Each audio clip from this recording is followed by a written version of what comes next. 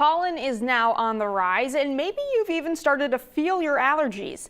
Meteorologist Ryan Breton explains the different phases of pollen season.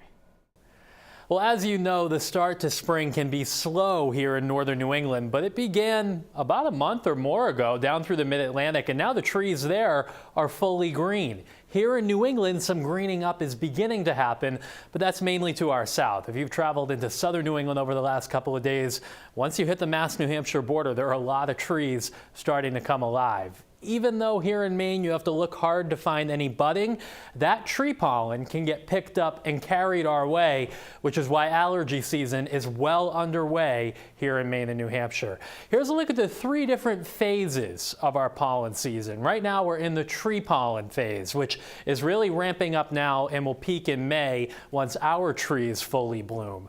After that, we transition to the grasses. That really begins late spring and will peak in the middle of the summer. And for those of you who get allergies later in the summer into the early fall, that's caused by ragweed, which will stick around until the first killing frost. Now, we do have some rain in our forecast over these next couple of days, but particularly on Tuesday, and that's what will be lowering the pollen count. Rain helps lower it temporarily, but as soon as we dry out, see a return to sunshine and any breeze, that pollen count will spike as we head into Thursday and Friday.